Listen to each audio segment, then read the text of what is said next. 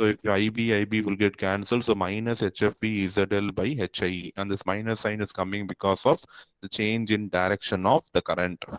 Or you can say it is also because of the 180-degree phase shift introduced by common emitter amplifier. So this is the voltage gain expression.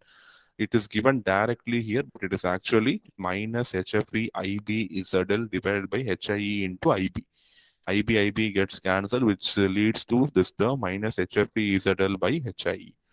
So now I am going to measure the output voltage. So output voltage is between the terminals 2 and 3 is given by V naught equal to minus I1 into Z dash plus Z3. It is also equal to, I can write I2 into Z2. Both are correct because voltage is same in parallel connection. So either I can have V naught equal to minus I2 into Z2, or I can have V naught equal to minus I1 into Z dash plus Z3.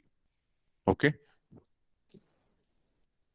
I am writing it in terms of I1 because I1 is also involved in the feedback. I1 is present in the output side. It is also involved in the feedback. So it is advisable to write the output voltage in terms of I1 rather than writing it in terms of I2. So V naught equal to minus I1 into Z dash plus Z3. So this thing you have. Simplify it and you can have this one. And the feedback voltage is given by minus I1 into Z dash. And Z dash, simplified thing. So find out beta. Beta is equal to VF by V naught. VF we got, V naught we got. So divide them.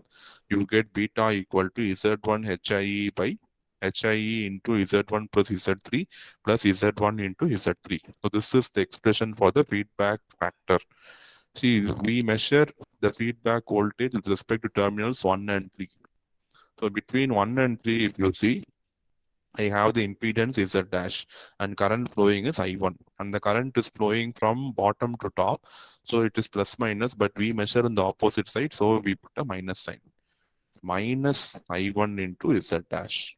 Okay, if you simplify, you will get the expression for Z dash and you will get the answer for beta. So we know the bar from the expression for Barkhausen condition, A beta equal to 1. See, as I was saying in offline class, it is general condition is A beta equal to 1.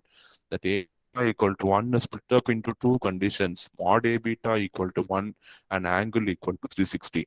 Or if you just have the expressions for A and beta, blindly use the condition for oscillation, A beta equal to 1, don't put a mod. If you put mod A beta equal to 1, then you have to one more time, you have to write the evaluate the expression for angle. To avoid duplicating or deriving two times, we simply put only A beta equal to 1. So this minus sign will be coming. Don't take modulus. It is just A beta equal to 1. So A, it is minus HFE into ZL by HIE. Beta, we got Z1 HIE by HIE into Z1 plus Z3 plus Z1 Z3. So multiply both and you have to substitute for ZL also. So we have derived what is the load impedance, substitute for ZL, and you can see the final answer will be this one. HIE into sum of all the impedance Z1, Z2, Z3 plus Z1, Z2 into 1 plus HFE plus Z1, Z3 equal to 0. So this is going to be the general equation for an oscillator.